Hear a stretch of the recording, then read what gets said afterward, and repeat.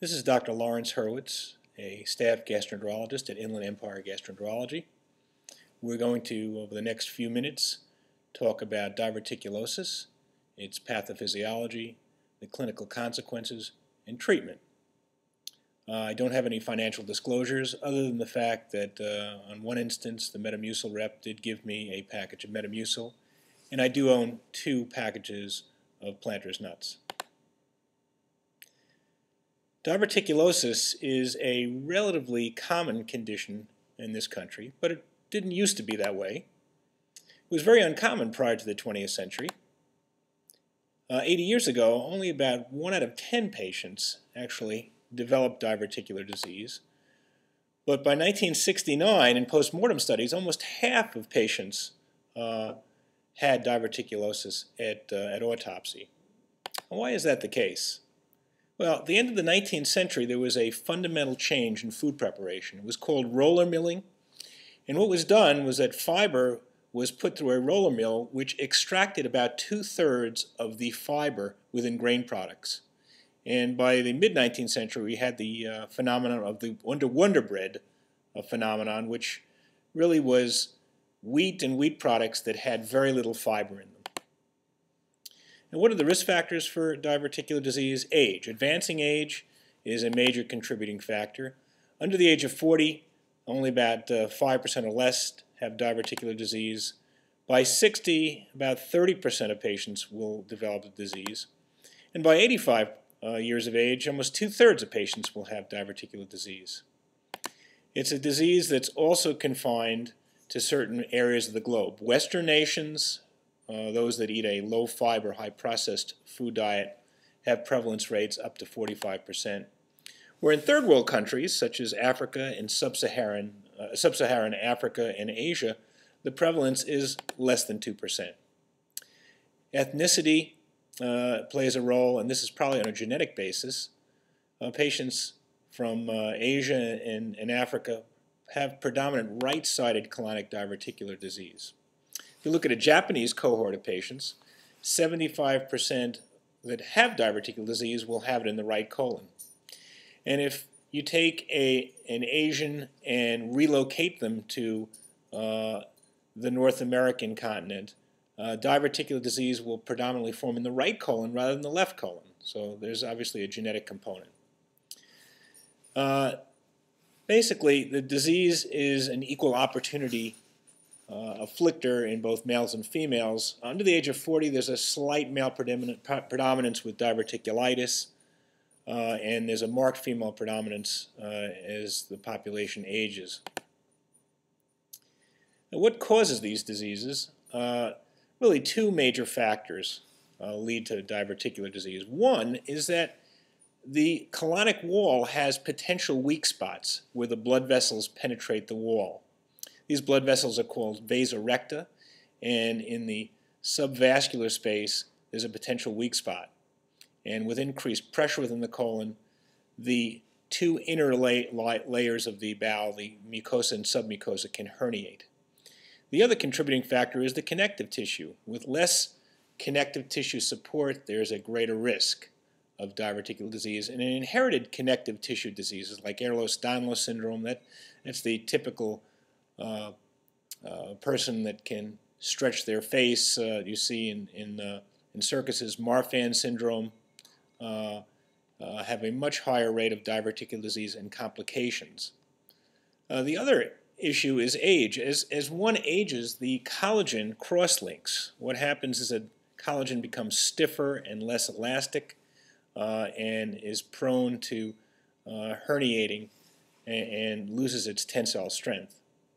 Elastin tissue also increases with diverticular disease, and that also decreases the tensile strength of the wall.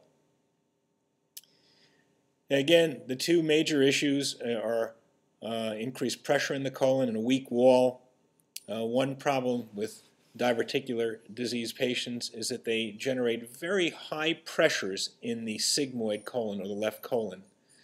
And in essence, the contraction isolates a segment of colon, and this pressure increase is most notable in the left colon, where the pressures are much higher than the right colon. That's why it's thought that most diverticular disease in Western nations is left colon because of the increased pressure.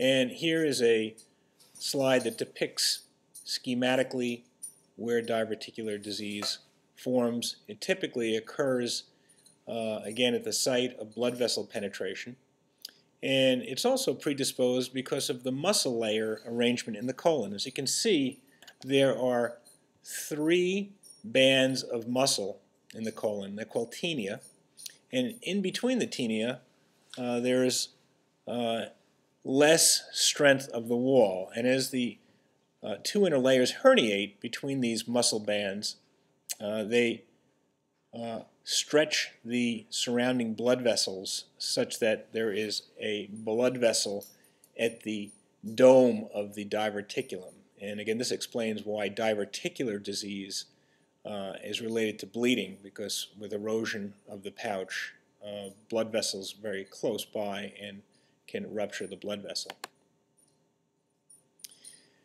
Now, fiber, again, is a link to the creation of the disease, as I touched on. There was a British surgeon by the name of Burkitt who in the 50s and 60s made an observation that in third world countries there was much less diverticular disease, less hemorrhoids, less appendicitis, and less colon cancers. And he tried to link this observation to fiber intake. And in fact, if you look at third world countries, there's much less fiber intake than Western nations. And if you look at a population of vegetarians, who of course have a much higher fiber diet, there's less diverticular disease in vegetarians. In those case control studies using fiber, it's been shown that there's less recurrences of symptomatic diverticular disease, and indeed the pressure within the colon drops as you increase the fiber intake. And here's an endoscopic depiction of diverticular disease. This was pulled from the Halloween issue of New England Journal of Medicine, and I think you can probably see the link there. Now, diverticular disease, or diverticulosis, just refers to the pseudodiverticulum, or the pouch. These are usually asymptomatic, although patients can eventually develop problems from diverticulosis, and they are infection or diverticulitis, and hemorrhage, and colitis, and I'll touch on all 3. A diverticulitis results from a perforation of the pouch, and that perforation can be either microscopic, which is typically less severe in an illness, or macroscopic, which is a visible or large hole. And these perforations can be confined, or they can burrow their way into adjacent organs. If they go into a loop of small bowel, they create a small bowel colonic fistula that can lead to diarrhea. They can perforate into the skin and lead to a draining fistula, drain into the urinary bladder, which would lead to an infection and passing of air through the urinary tract. Now, diverticulitis occurs in up to 1/4 of patients who have diverticular disease. Again, as I said, microscopic perforation usually limits the disease to the colonic wall and is often easily treated with antibiotics, and usually does not require surgical intervention or hospitalization. Larger holes, of course, do cause problems. Abscesses develop. If it's a free perforation, that causes peritonitis, and again, as alluded to in the prior slide, you can get a connection between the bladder, the skin, and the vaginal area. Now, here's CAT scan depictions of these conditions. On the left-hand side, you can see simple diverticulitis, and the darker gray is inflammation extending into the pericolic fat. That is a lupus sigmoid colon. The right slide shows a little bit more gray inflammatory changes.